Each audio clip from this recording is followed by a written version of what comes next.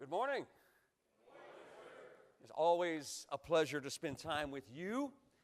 Brightens my day. I tell you that every time I see you because it's the truth. And as you know, I'm Craig Portwood, and I happen to be the Associate Vice President for Alumni Main Campus Operations. I get to see you all the time, but you probably noticed we have a very special guest with us today. And if you've been here through the entire year, he's somebody that's somewhat familiar. But this is an American hero and a veteran of the Vietnam War. And this is our good friend, Captain Charlie Plumb from the U.S. Navy. Let's give him a warm welcome. Thank you.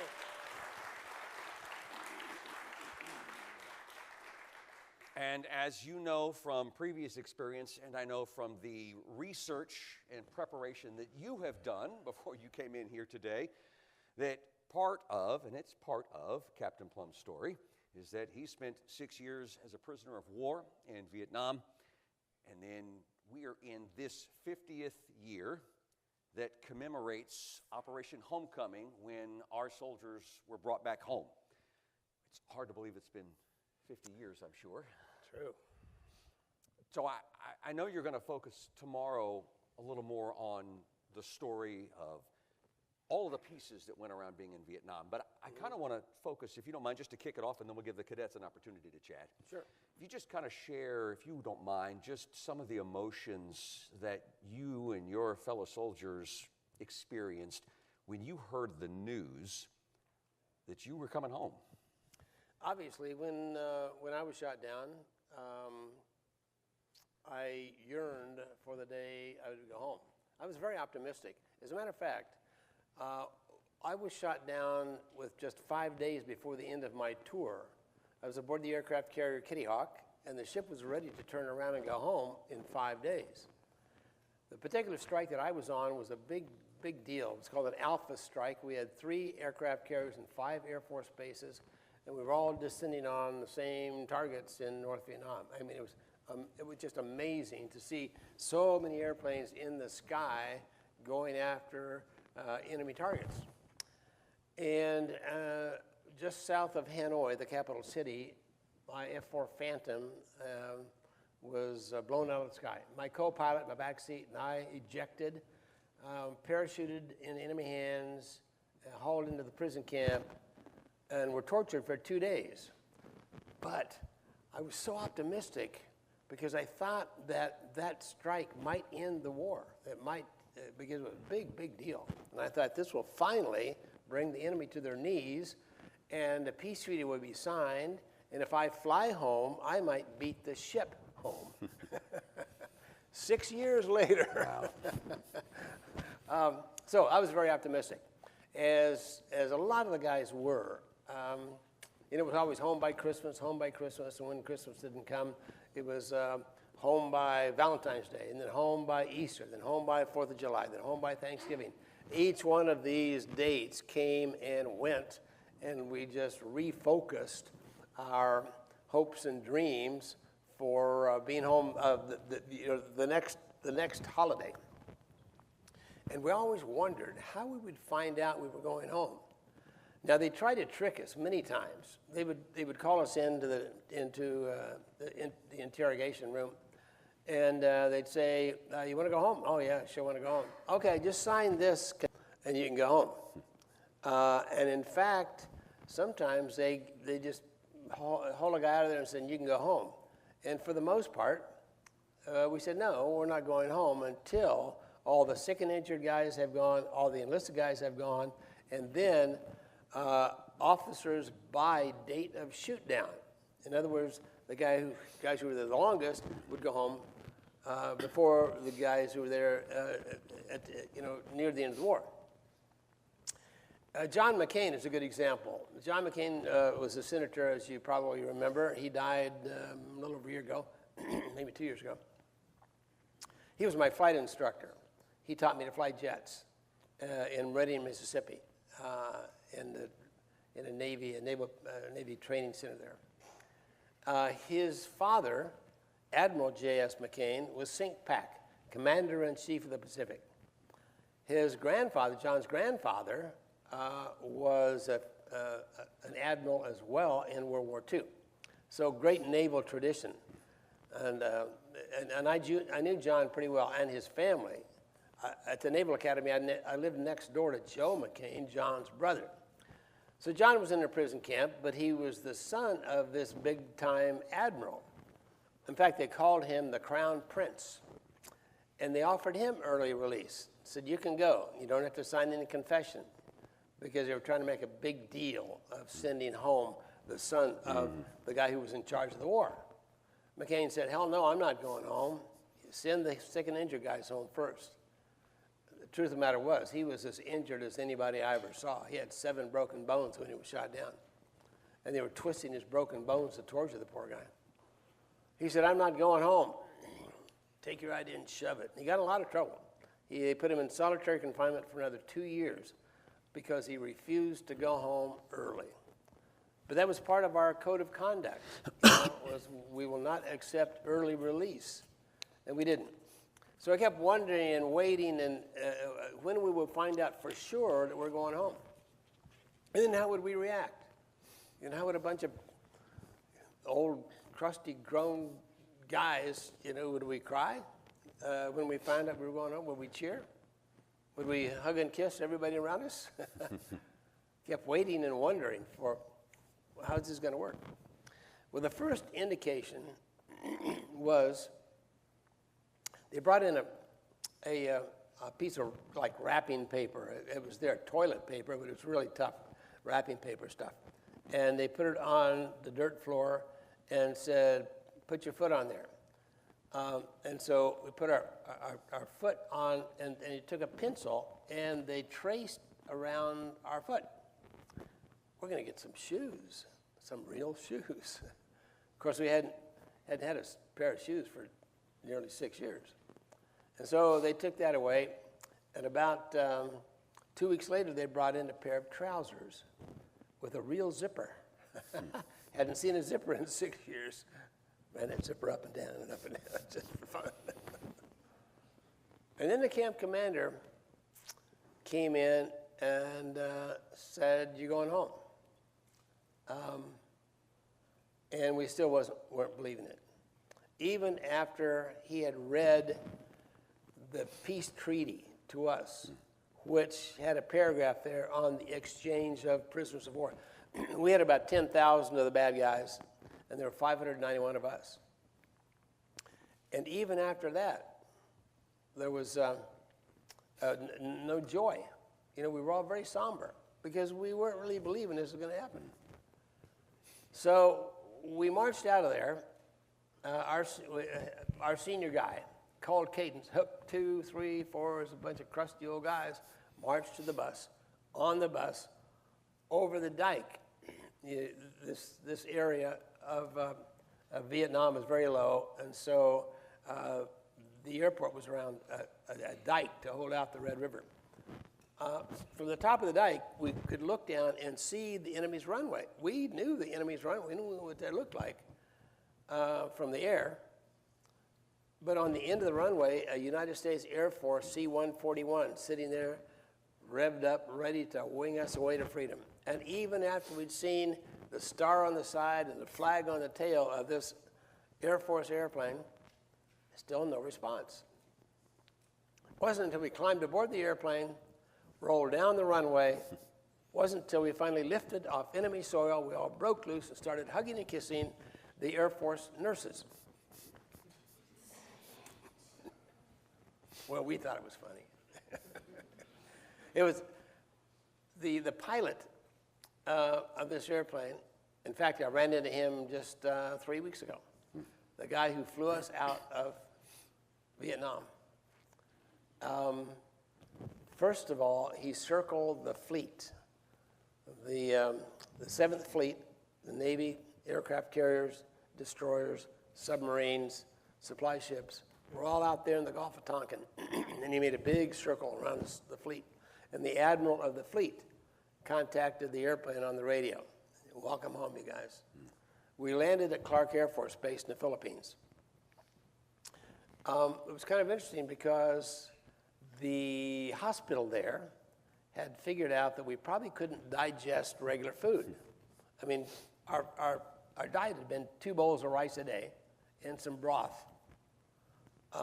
And so the dietitians at the hospital decided that what we would probably want to eat was a bunch of Gerber baby food, mashed up rice. So as I went through the line, I said, how about a big greasy cheeseburger and a chocolate malt? There you go. And so sure enough, we got what we wanted. So they made uniforms for us. We were at Clark Air Force Base for 2 days, and they had the tailors there with all of the, of course we were pretty skinny. I was down 130 pounds, something like that. So my regular uniforms wouldn't fit. I'd been promoted twice while I was a prisoner of war. And so they had all my insignia and ribbons and all this stuff, so that when we left Clark Air Force Base, we were looking pretty good. We flew from there to Hawaii, to Pearl Harbor, and then from there we flew into Sacramento at Travis Air Force Base, where Ronald Reagan was the governor of California, and he stood there and he shook every hand of every returning POW on the tarmac at Travis Air Force Base. Now, part of this 50-year reunion, and I mean, we're having things happening all over for this 50th reunion, but part of that was 3 weeks ago at Travis Air Force Base, they have a plaque in the tarmac there of where we stepped off that C-141 at Travis, and they're renaming their terminal there. It's now called Operation Homecoming, because of we all came through there 50 years ago. So that's how we learned, and that was how we were brought home. I flew from there then to St. Louis, dropped off some guys, and from there flew to Chicago, where I was hauled into the hospital there in Chicago, Great Lakes Naval Hospital. It was the closest Navy hospital to my home in Kansas. And so that's how it all began. Wow. Wow. That's a piece of history kind of come to life, things you only read about in books, but hearing about the personal emotion, I think it kind of takes it beyond just pictures that you might have seen.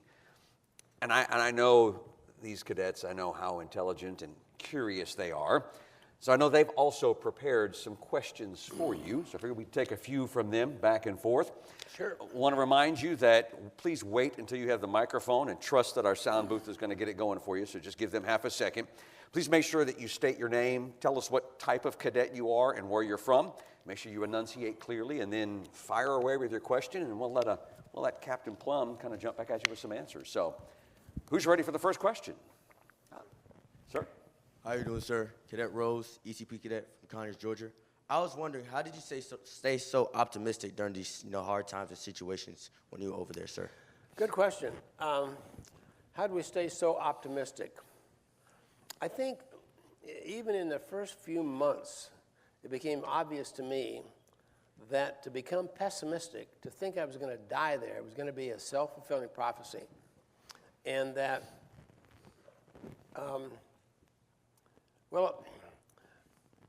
when it was first shot down, I really was angry. I was bitter. I was just really enraged at having been shot down, and then being held at bay by the enemy.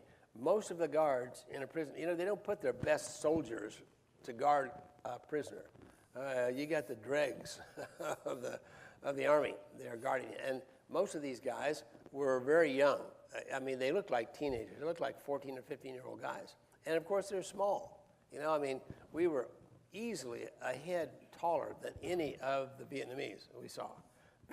And so they're light and young, and it was very defeating, just to be held at bay by these guys. And now they weren't stupid at all. In fact, they had more natural intelligence, I think, than we did.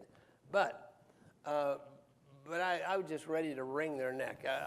One of the things that happened is that one of these young kids decided he's going to prove to his girlfriend how tough he is, okay? So he comes in to my cell and starts beating me with his rifle butt and just slamming me around.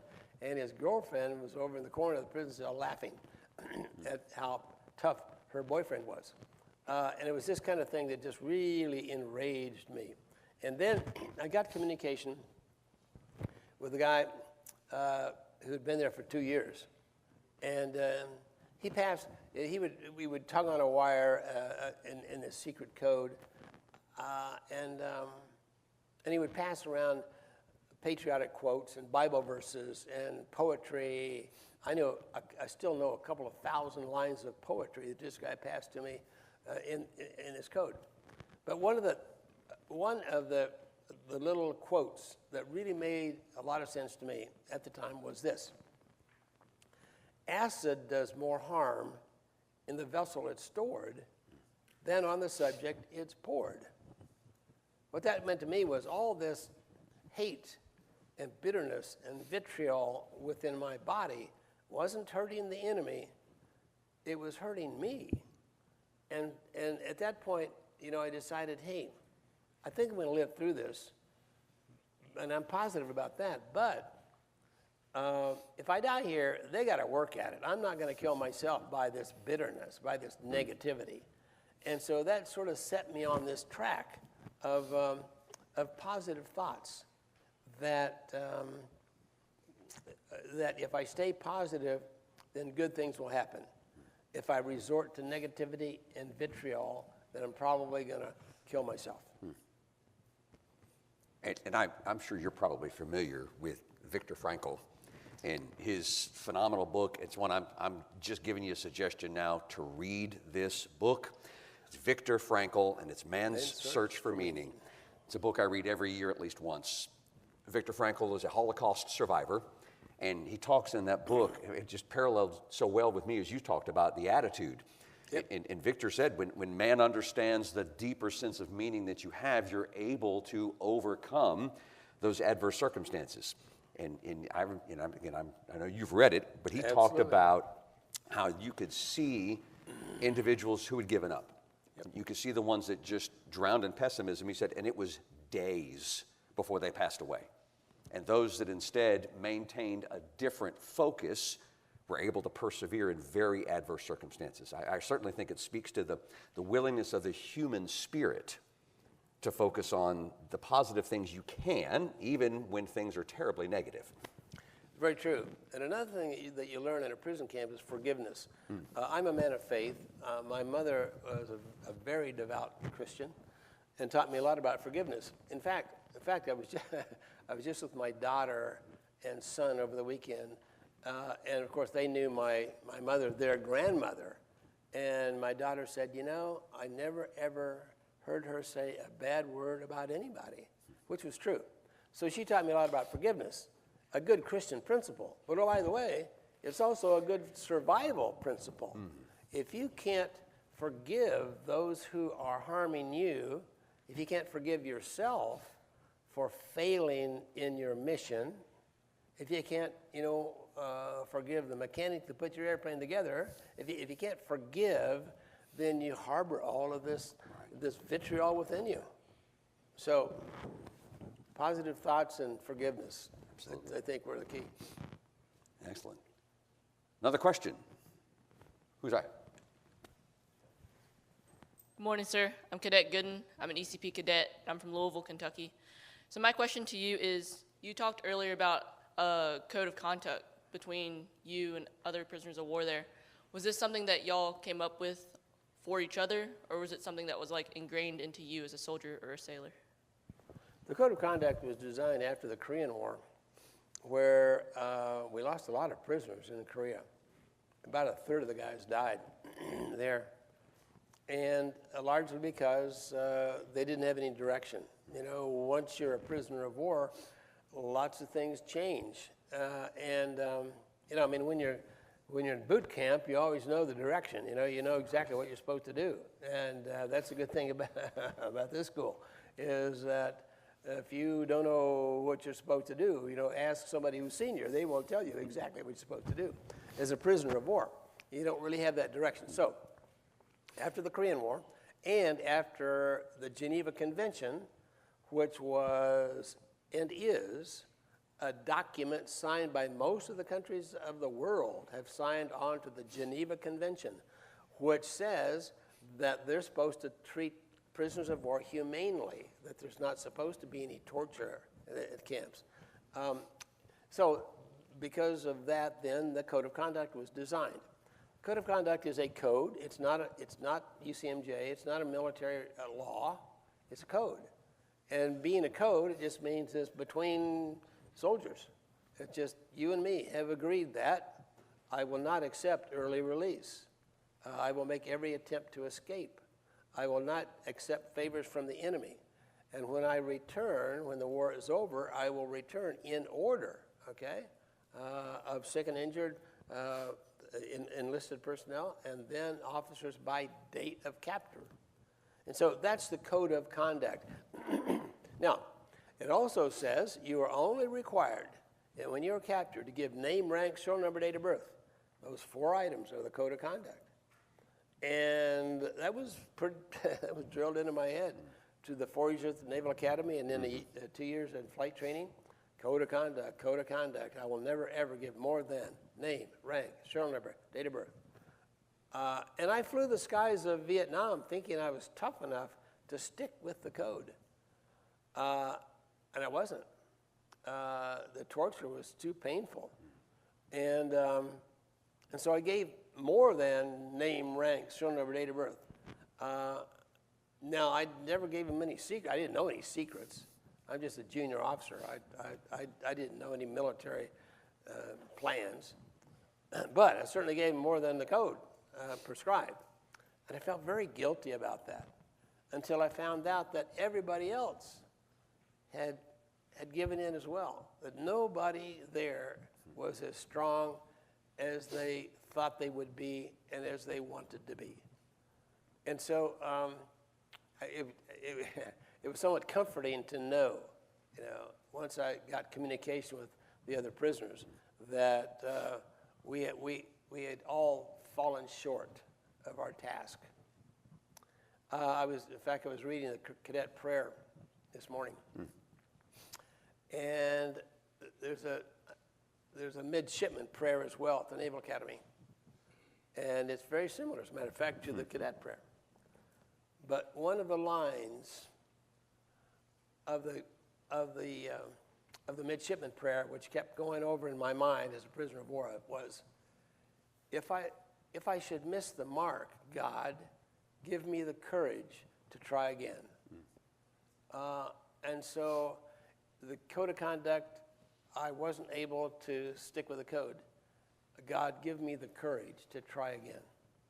And that was basically one of the tenets of survival.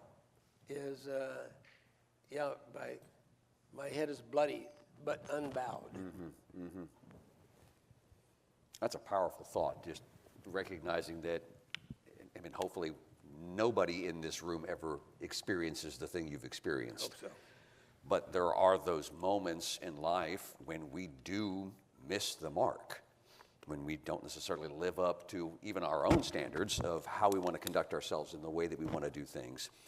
And you're right, there's an opportunity there you can either beat yourself up for it and stay down that path of negativity, or you draw a fresh line for today. That's right. Reestablish your values and move out and take it as a new opportunity. It's really, the difference in success and failure in life. It's not getting knocked down. We all get knocked down. The key is, are you going to get up? Do you have the courage to try again? Wow. And you see it. And you see it here. You see cadets that fail at something and they just go over in the corner and cry about it. And you see cadets that say, dust themselves off and jump up and they're back at it. They're going to try it again and again and again and again. And sometimes, many, many times you fail. And if you can, it's not the smartest guys and gals that make it. It's the guys that can get up when you get knocked down. And I, throwing another book at you. I'm an avid reader. I don't know if you're familiar with Angela Duckworth. She wrote the book Grit. Sure. Which is another fabulous book just about understanding that to succeed, it's not necessarily, you're right, about who's the strongest, who's the smartest, who's the fastest. It's about having grit, that willingness to understand that, yeah, I'm going to mess some things up. I'm not going to hit everything perfectly. And if you talk to successful leaders, there are successful leaders sitting in the back of the room right here. Your leaders, they'll tell you they didn't get where they are today by doing everything right. They didn't get where they are today by knocking it out of the park every time. To use a baseball analogy, right? Nobody bats 1,000. Your successful people are maybe 30% of the time hitting it in the major leagues, and those are going to the Hall of Fame. How are you then engaging yourself from a leadership perspective and being willing to showcase that grit to keep moving forward even when you don't hit the mark? Other questions? Just get a microphone to them, whoever.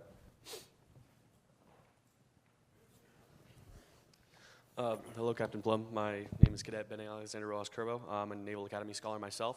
And my question for you is, first, after going through something so horrible, I know that you continued your service in the Navy for a little bit after as well. So my question for you is, after going through something so horrible, what motivated you and inspired you to keep serving your country in that branch despite the Navy being in part, or the military in part being the reason you were in that situation in the first place? It's a very good question. So you're in the process of getting an appointment to Annapolis. Is that what you said? Yes, sir. Okay, super good. In fact, I think I have a lunch with you, right? Mm-hmm. Yes. Okay, great. Looking forward to it. So how do you jump right back into a career that caused you so much pain over such a long period of time? That's pretty much your question, and it's a good question. And it's kind of interesting that the vast majority, I don't know what the percentage, but probably 80% of all of my fellow POWs, probably 80% stayed in the military. We all came back and went back to doing what we felt we needed to do. And first of all, when you have a talent, okay, and God gives us all talents, right? I mean, we all have talents. Maybe you're not cut out to fly a jet airplane, but maybe you're cut out to be a chef, or maybe you're cut out to be an artist or a musician, whatever your talent is. And we all, the POWs for the most part were fighter pilots, okay? This was an air war over North Vietnam.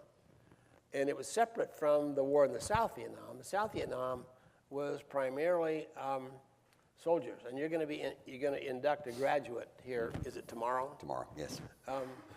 That was a soldier in South Vietnam. Different war. There were no ground troops in North Vietnam, just airplanes flying over trying to cut their supply route, and to try to take out some of their ammo dumps and industry and bridges. That was kind of my mission. So you got a bunch of fighter pilots in this prison camp. So we had already been through, a lot. We jumped through a lot of hoops, just to get these wings. We had learned to do something that sure enough, we were pretty talented at. It's 23 years old. Okay, I'm flying this Mach 2 airplane, high altitude supersonic interceptor, and flying them off aircraft carriers. Okay, and I really felt good about the talent that God had given me that I could apply to protecting our freedoms and our way of life. And so when I came home, to tell you the truth, I had planned my life while in a prison camp. We had no books to read, no windows to look out, no TV, telephone, nothing, just 24/7 with nothing to do. And so one of the things that I did was I planned out the rest of my life. And so I knew every duty station I'd have, every airplane I'd fly, my wife and kids and vacations, and all this stuff went through my mind. And the military was pretty much all I knew and what I knew I could do. And so it really wasn't even a big question in my mind that I was going to stay in the military. And the other guys felt the same way. And the truth of the matter is, and you're going to have trouble understanding this, but, and we didn't really understand it all at the time, but that 6-year period of time was a very profitable time in my life, psychologically, mentally, even physically. It gave me new direction.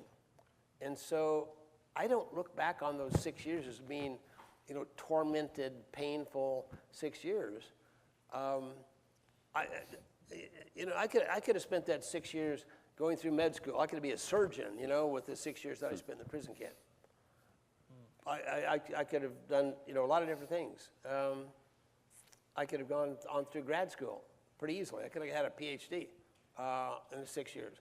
But I think that 6 years, without books, without instructors, without computers, without anything else, was more valuable in my life than anything else I could have done. So I look back on it as a positive part of my life rather than a negative part. Yes, sir. Morning, sir. Morning. You're on. Okay. Cadet Unano, I'm Naval Academy Self-Prep. I want to ask you, before I ask my question, were you ever confined at the Hanoi Hilton? Was I there? Yes, sir. Yes. Oh, yes. So I was just wanting to ask how it really got its name, because it's not stated really anywhere how it got its name. Okay. And if you, in your view, that name is kind of, if it lives up to the name. Yep. Good question. We call it the Hanoi Hilton. One of the things, and again, difficult to believe, is that there was a lot of humor in that prison camp. You guys familiar with ChatGPT, the IA? Okay. Is that the way you write your term papers with that? No. For those of you who don't know what it is, it's a computer-based thing that will come up with ideas, with thoughts of entire books. It will write for you if you put in a little bit of information. So I put into ChatGPT, tell me a joke that one prisoner of war would tell another prisoner of war. And the answer was, hey, this cannot be humorous. Prisoners of war don't have humor. It would not give me a joke that one prisoner would tell another. And yet, there were times in that 6 years that I was just, my stomach would hurt. I would be doubled over laughing at something. And so it wasn't all, it wasn't all blood and guts. It was, lots of times we found out that we could have an option. We could cry about it, we could laugh about it. And it was just so much more healthy to laugh about it. So one of the things that we did, and the POW number 2, Bob Shoemaker, good friend of mine, I'll see him this weekend, as a matter of fact, decided that he needed a name for the prison camp that we were in. The name was Wallow. That's a Vietnamese name. Maybe it was built by the French. Maybe that's a French name. But it means fiery furnace, because the Hanoi Hilton, the prison camp in downtown Hanoi, was actually built by the French when they occupied Vietnam. And so they built this prison to keep all the Vietnamese dissidents in that prison. And they had a guillotine right in the prison camp. Wow. And so that's where they kept us. But Bob showed up as POW number 2, and he said, we got to be able to communicate with each other and talk to each other. And so we named all the guards. Okay, we had the Rat, we had Babyface, we had a guy we called AB. That stood for afterbirth. We decided his mother threw away the kid and kept the afterbirth. Gosh. And So we had all these names. And so he decided, well, we're going to name this prison camp the Hanoi Hilton. And so it was a humorous thing. And within the Hanoi Hilton, we had all of these casinos, okay? The Las Vegas casinos. We had Caesar's Palace, we had Stardust, and all these various. And so everywhere we went, we would name things because we didn't really know the real name. We just made up a name. And so we had kind of our own little society and our own little language.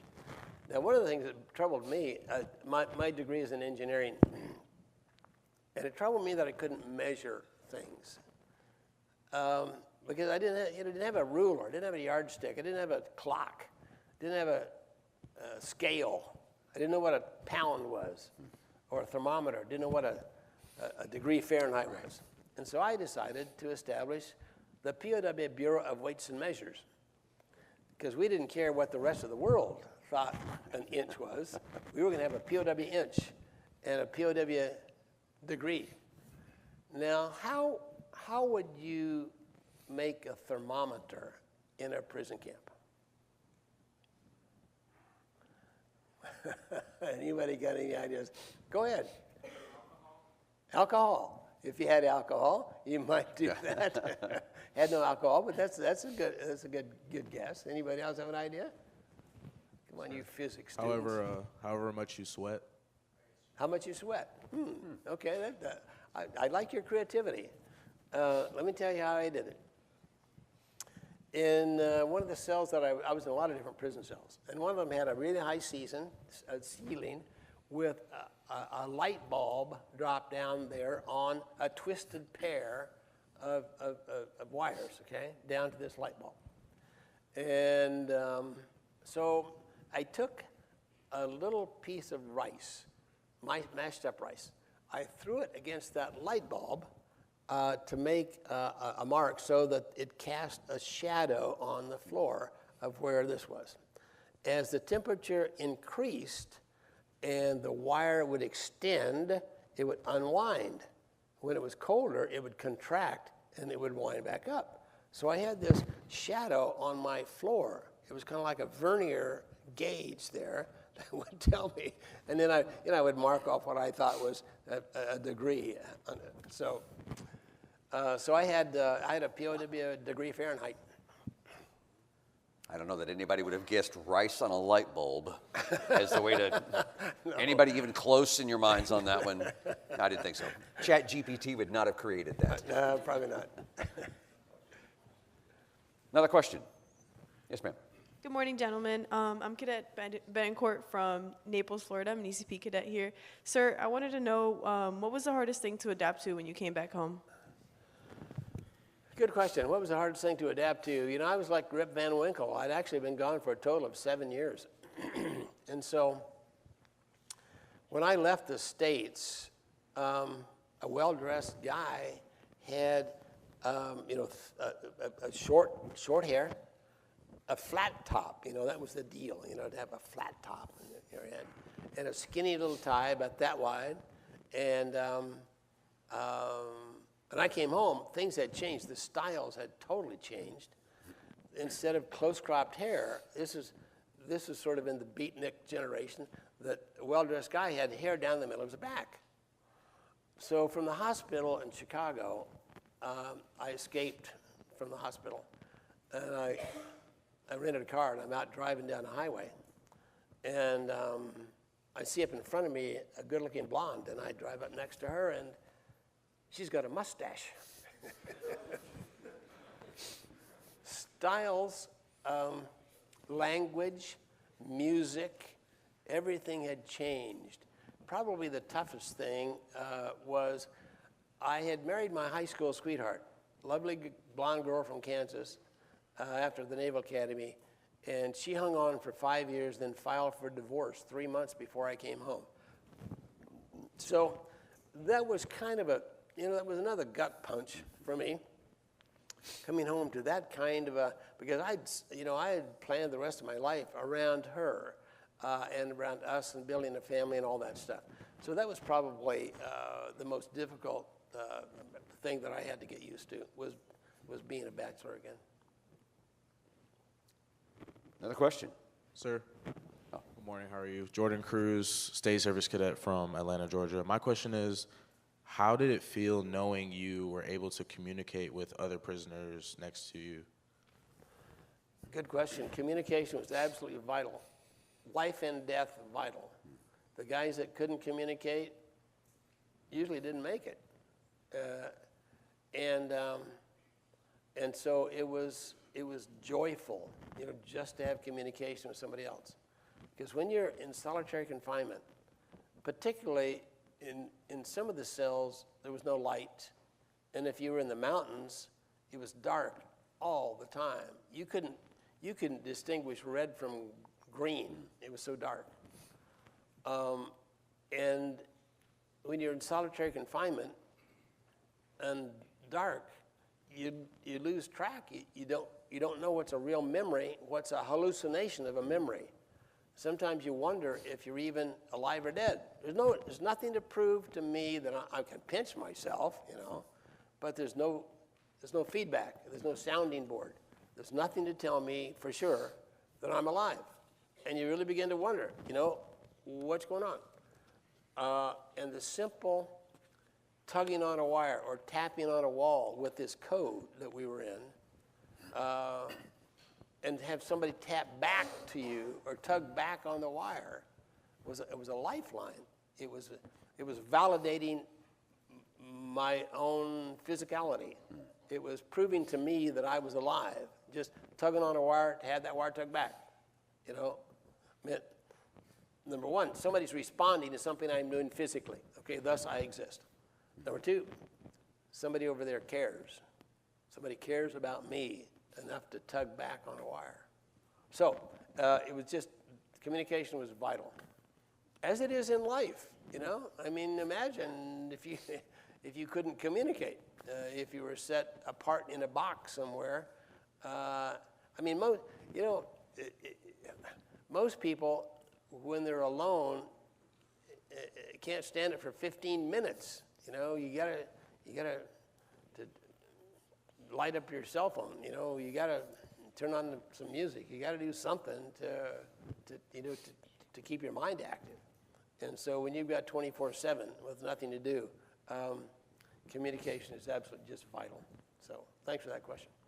Well, and that speaks, I think to something I've shared with the cadets a while ago. One of the three core needs of who we are as humans is community. And that's an absolutely essential part of who we are, that we have to have that connection with other people. And sometimes in dire circumstances, you find it however you can find it. If it's tugging on a wire that lets you know you're not alone, somebody's there with you, that's enough to give you a little more strength to keep pushing forward that day. True that. Other questions? How are you, sir? Yeah. How are you, sir? Mercer Clark, Civic Leader Cadet from Johns Creek, Georgia. I was curious what an average day at camp looked like and what you guys would do to maybe try and pass some time. Good question. What's the average day in the camp? Kind of depended on the camp and what your situation was, but they'd wake you up with a gong. There was a gong in every camp. It was like a piece of metal hanging from a tree, and they would bang on this thing to get you up. And so you'd wake up, and usually what we would do is some physical activity. We would do calisthenics, running in place, isometrics. Our toilet was a 2-gallon bucket, which was a real irritant. As you can imagine, it was rusted out and wasn't a lid on it at all. And so, but when that bucket, and we got to empty this thing every 2 or 3 days, so it filled up. And so one of the things that we did to exercise was to do curls with our bucket. And so, that was maybe an hour or so. Then, depending on who you were with, you would go into usually some academics. We taught each other things that we had learned. We had guys in there who had master's degrees and some PhDs. In fact, one of my favorite guys there had actually taught at the Air Force Academy. So he was a teacher, and he could teach us things. I taught a course in sailing, being a naval officer. I mean, can you imagine trying to learn how to sail by listening to taps on a wall? It was very encouraging, because about 3 or 4 months after we came home, I got this call from one of my students. And this guy said, Charlie, I just rented a boat. I can sail. So that lasted until about 10 in the morning. 10 in the morning, you got your first meal, and it was a bowl of rice and sometimes some broth. And then about noon, the guards took their siesta. They kind of left you alone from noon until 2 o'clock in the afternoon. And so then we came out again and started teaching each other things. Or we would pass around patriotic quotes and Bible verses and poetry and this kind of thing, just for fun. Then you got your second and last meal of the day at about 2. So there's 4 hours between your 2 meals. And then you had a 20-hour stretch with nothing to eat. So it's the type of thing you get used to, but we got pretty hungry, especially at first. Then afternoon, usually more exercise, and the evening was showtime. It was a different movie every night, at least if you had a roommate or 2 or 3. We told each other movies we had seen or books we had read. And it was really interesting, because I remember one of my roommates had read the book Dr. Zhivago. Dr. Zhivago is a long book, and it's a long movie. And he would tell this story, Dr. Zhivago's story, a very interesting story. But it would last maybe 15 minutes, and he was finished. That's all he could remember. But the guy would lay back on his board bed every day and think about this movie. And so I lived with him about 5 years later, and his 15-minute movie had gone to like a 5-hour spectacular. And the rating had gone from PG to X. So that was pretty much our day. We were the only time we were ever outside. The first 5 years I was there, the only time I was ever outside was to dump the bucket, or we would let us bathe. And at the beginning, when I was first there, it was like once a month. And it wasn't really bathing. They put you in this room that had a big vat of dirty water, and that's all you had: cold water. Cold, dirty water. And I'll tell you this, every time I take a hot shower, I think of how lucky I am to take a hot shower. 6 years without a shower, you learn to appreciate little things in life. I see a question here. Somewhere, did I see a microphone? Go ahead. Good morning, sir. My name is Jackson Mamick, Coast Guard Academy scholar from Alabama. And my question is to you is kind of what you were talking about with the hot showers is after that life experience being 6 years with just life being terrible like that, what is it like now where things that you used to hate or mundane things, do they become more enjoyable? Do you look back and just what is that like for you? I guess kind of with the hot shower. Thanks for that question. I have a great life. I live every day to the fullest. I'm a very active guy. I'm a pilot. I still fly. I have 2 little airplanes. I have an antique airplane from World War II, and I have an experimental airplane. I look back at the positive parts of the POW experience and not the negative parts, and like taking a shower every day. The only thing that really bugs me, it was kind of interesting. I had an interview. I've done a lot of national TV, and Diane Sawyer has been a long-time TV person, and she's interviewing me on national TV. She said, "I want you to listen to this sound," and tell me what you think. And she played this sound of a squeaky door. And she said, what do you think? I said, sound like a squeaky door. She said, yeah, but doesn't that, like, you know, send electric volt through your spine? You know, don't you get excited when you hear a squeaky door? Because that's, you know, the guards coming in to beat you up. I said, no. I said, that's not it. The jingle of keys, that's what gets your attention, because that's the first thing you hear is the jingle of keys before the squeaky door.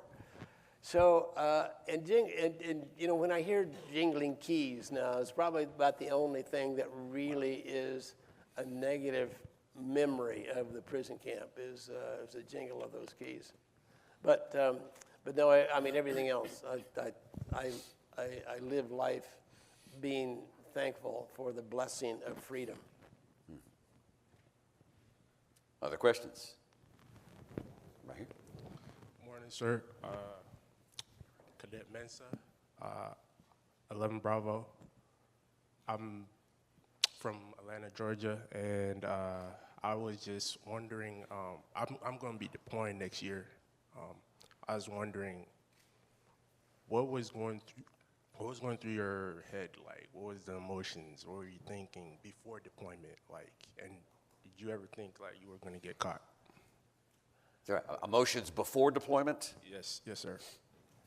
I was really excited to get out there and do what I knew how to do, and we were all excited.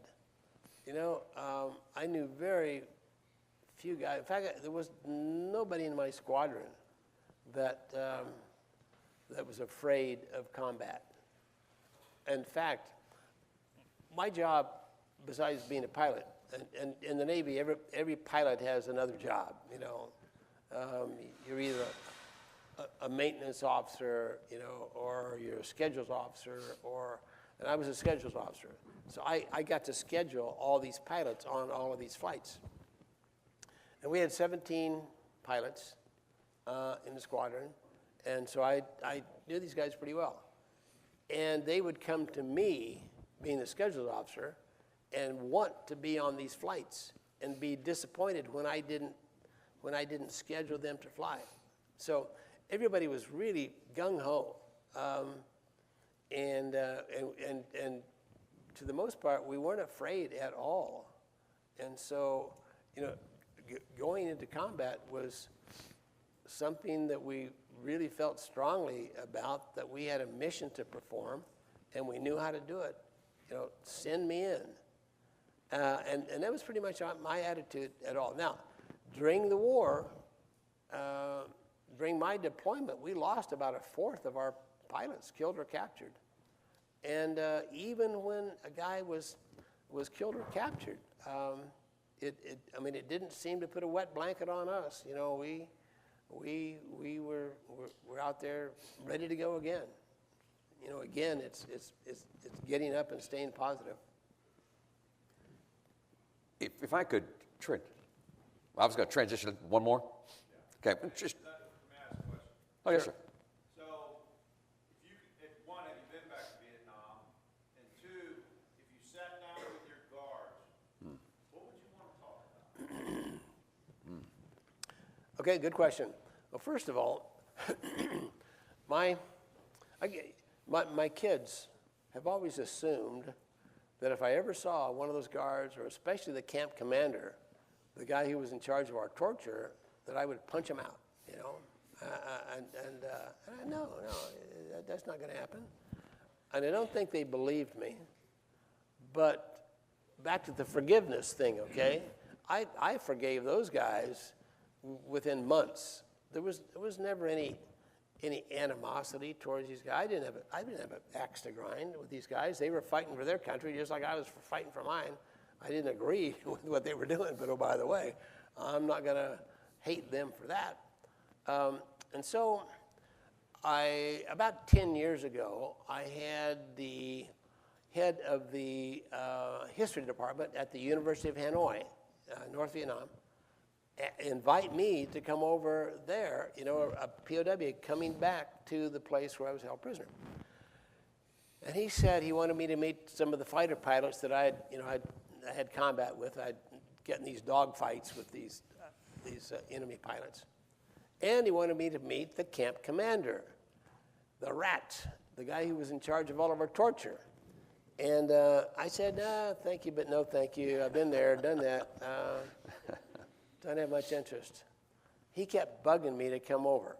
He wanted, and then finally he said, the camp commander is in his late 80s. He may not live very long, and he really wants to see a prisoner of war.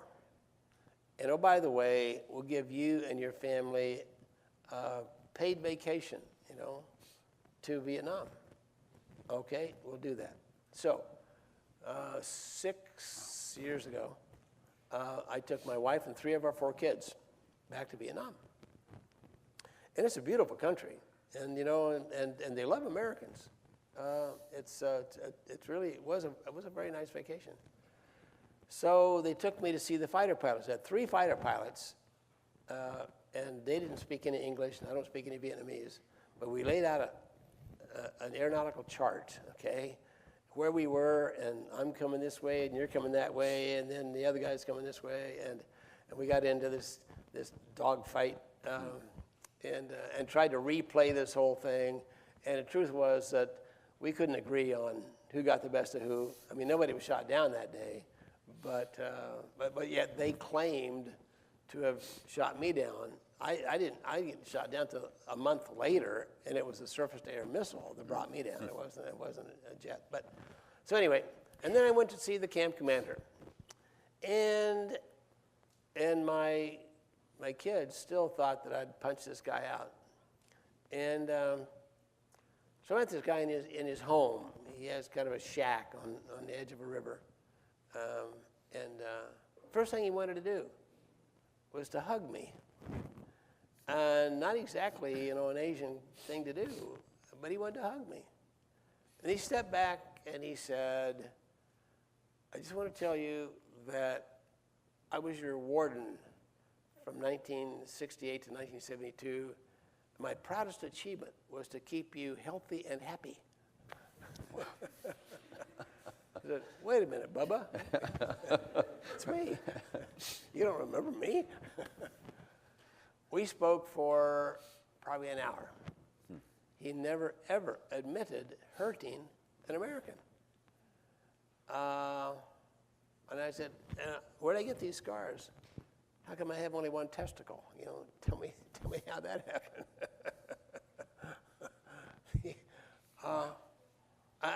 To this day, I don't know why. I don't know whether, I mean, I'm sure he knew that was going on. I mean, I never saw him personally during the torture sessions. It was all these goons that he had working for him. And so I don't know if it was that he didn't know about it, or maybe he was afraid to ever admit because he would be tried for war crimes if they found out that they had tortured Americans. So, and then he said, wait here. He went back to his kitchen. He brought out homemade beer in a Pepsi bottle. I found that to be a little amusing. Not bad beer. Well, if we have time for one more, I just want to kind of, if you don't mind, talk a little bit about the White House dinner with President Nixon, which I mean, you maybe have seen some of the footage and some of the research you've done your preparation for Operation Homecoming, but you just kind of talk about how all that came together and kind of the emotions at that, if you would, for just a few minutes. To begin with, if you looked, you know, at any of the history of Vietnam, you've probably seen that the soldiers in Vietnam during the war came back to a really negative situation. I mean, you think our country is split now, but during the Vietnam War, there was the anti-war people and the pro-war people, and boy, they were, I mean, it came to some deaths, as a matter of fact. Some people got killed because of the riots and the demonstrations that were going on. So when the soldiers came back from Vietnam, a lot of them were spit on. They couldn't wear their uniforms. They were called baby killers, and it was a terrible, terrible thing. But when the war ended and we came home, it was about the only thing that could unite the country, because whether you were pro-war or anti-war, everybody wanted the POWs to come home. And so it was happiness for us. In fact, we didn't really know that the soldiers had come home to such a negative environment until, until we learned about it after we came home. We felt somewhat guilty because we were getting these ticker tape parades and all these gifts, from everybody. Ford Motor Company gave me a brand new car. I got tickets to the World Series. We were treated as heroes when we came home. And in fact, I wrote my book. I wrote my autobiography when I came home. The title of the book is "I'm No Hero," because we felt that everybody else, who came home was treated poorly. They should be the ones that would getting the kudos and accolades, and we were getting it. So, and part of that was just political. The president wanted to bring the country together, and so he made a big deal of the POWs coming home. And one of the things he did was to serve the largest dinner the White House has ever served to date. That we were the biggest meal that was ever served at the White House on the 24th of May of 1973. Well, the 24th of May next month, we're going to do the same thing. We're going to have the 50th year to the date reunion at the Nixon Library in Yorba Linda, California. And they have a big ballroom in the library where they're going to put the same china, the same silver, the same chandelier that we ate on 50 years ago. And the rumor is they're going to serve the same meal, which wasn't all that great. I mean, chicken fried steak at the White House. Yeah. Well, we appreciate you sharing your memories and giving our cadets an opportunity to interact. And I know that Captain Plum will stick around for a few minutes. I know some of you need to get off to class and do some other things, but you can certainly come down front and ask him some questions. And then tomorrow, we'll be back in here at 10 a.m. for our Vietnam Veteran 50th Anniversary commemoration. You'll hear his full story, and we'll also have some of our Vietnam vets in attendance that we'll have an opportunity to recognize as well. So on behalf of the Corps Cadets and our Commandant, sir, thank you so much for spending time with us today. Thank you. Thank you. Thank you very much. Great being with you. Oh, it sounds good. Thank you. Thank you. My pleasure. Thank you. Good to be with you. Thanks. All right. Look at that. All right. There you go.